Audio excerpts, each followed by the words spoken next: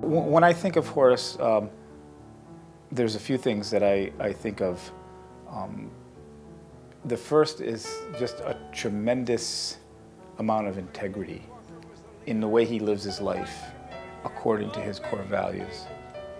And then leadership, and oftentimes there are sort of ideas people, and there are people who can take those ideas and put them into practice and make them happen and drive them forward. Horace does both. He's very, very creative. He's a people person. He's an administrator.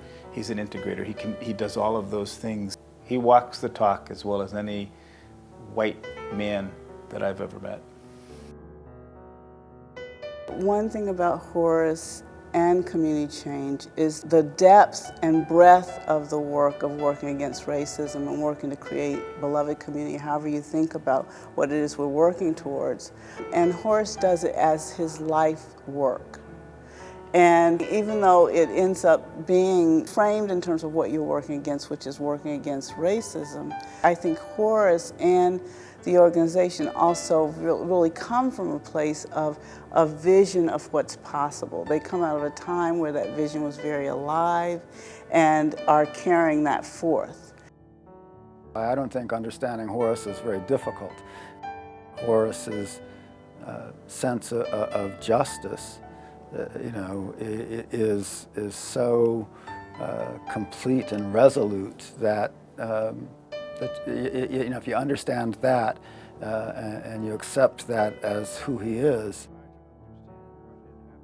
and I think he understands the weaknesses the rest of us have. I mean, I don't think he expects any of us to live up to his standards necessarily, but I think he does expect us to try, and I think that's part of the bargain you strike by benefiting from being around Horace, is that he expects us to do our best and be our most honest with each other.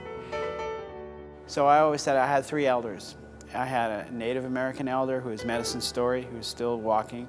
I had an African elder who was Baba Olatunji, who is now gone to spirit. And then I have a white elder who would be Horace. And these are people that I look up to, that I receive guidance from both on a physical plane and a spiritual sense. And just as role models, as people that, gee, if I could live my life and be and accomplish and be what they were, or even a part of it, I would feel like I'd be doing something good to change the world. I don't know how he gets the energy to keep doing what he does, but I'm glad that he does it. It's given me the inspiration to continue on in the work that I do with the Vulcans. But every time I look up, I see Horace and I say, well, if he can do it, so can I. I can keep on. Horace is actually my role model, because what I want to aspire to be is the guy who wakes up every morning, that sees every day as a new opportunity to make a difference. I see it now, but sometimes I get weary. I want to make it a habit. He makes that a habit. And over the past 3 to 5 years, Horace has really transformed from being my professor to being a mentor and a friend and somebody that I've really grown to love and admire. And there are so many great moments where he would be in the middle of a class and just get so animated, just kind of yelling and curse in front of a classroom of undergraduates. But just to see that kind of energy explode out of Horace, I mean, you can't teach that. That's not part of the pedagogy, so to speak. That's not something you learn. That's something that you feel.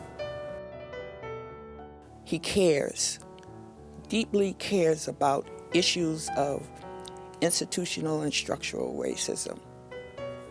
He's an abolitionist in his own right.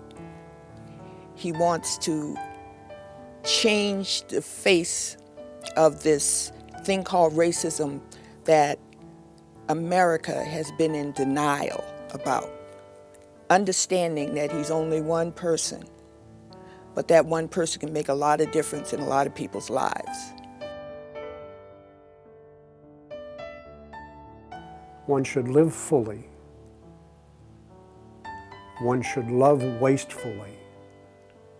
And one should seek the courage to explore the ground of all being. In those three thrusts, Horace does well. Horace is a person who's able to create dialogue He's a person who values all human beings, and it comes through, and it makes a difference. And I think that has been a hallmark of community change, and I think Paul Marcus has continued that. Tremendous openness and respect for all concerned. He really has been a remarkable leader, and I wish I could find the kind of words that I think describe the uniqueness of his leadership. I haven't found them yet. I'm Paul Marcus, Executive Director of Community Change, and I want to thank everybody all the for time coming. Reaching out I'm always into the reminded communities, of, and it the great continues. 20th century prophet James Baldwin's words. They, people who look like me, are trapped in a history which they do not understand. And until they can come to see that history, they can never be freed from it. And for me, that's what this event is about. It's about bringing Douglas's words to the present. And especially to young folks, partly through his teaching and his involvement of students in the internship. It's really quite remarkable. Having Paul as an ED be so present in the learning process of an intern was something that I did not expect. I didn't expect to work so closely with him, but having him at meetings and helping us learn was something that was very great and a resource that I can use if I have any questions or want to bring something to my school. I can always call Paul. We usually have anywhere from 5 to 12 interns over the course of the year, part of our Civil Rights Leadership Internship Program, which is really developing the next generation of leaders that are going to take this work on and move forward with it. Much of the work with our interns is working with them to develop an anti-racist analysis so that they're using a different lens. They often come in, some of them come in with that, but many of them don't. But when they leave, they look at the world in a different way.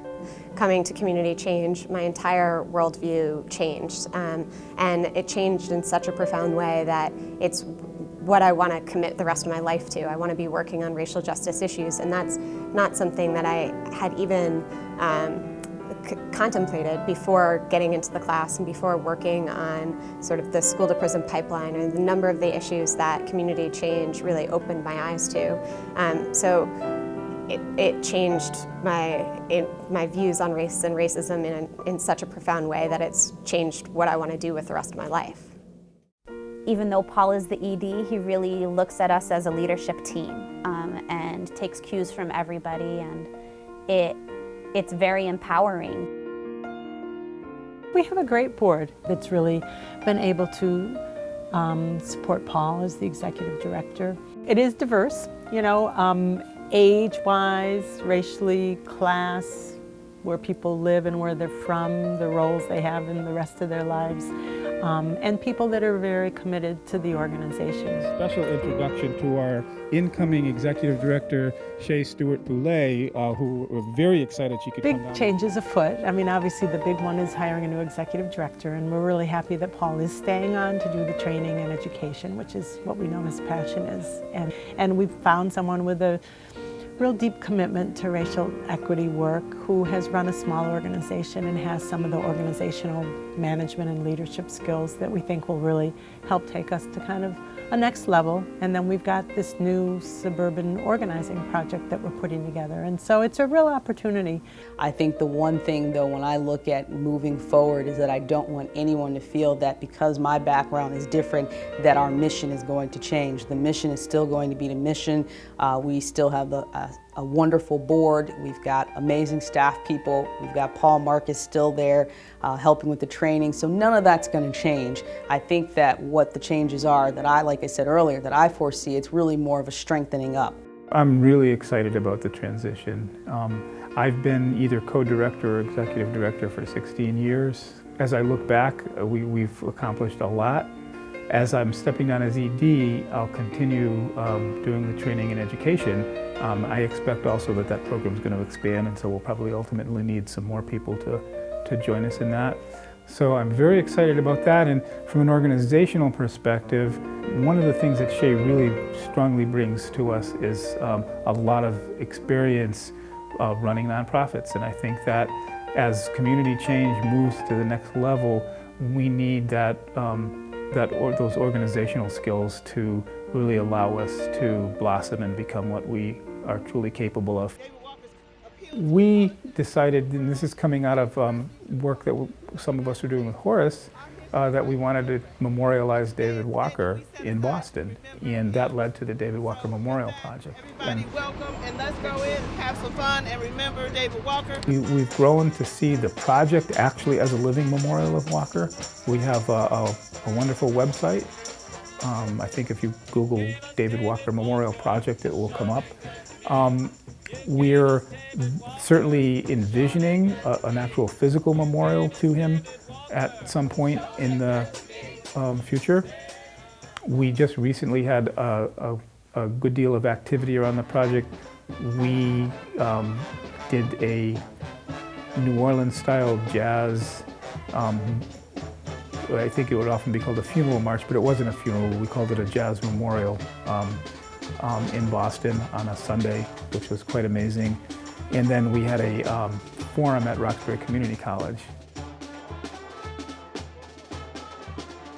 Someone said, "See, you're all on fire," and he says, there's a need to be on fire because there's mountains of ice to melt.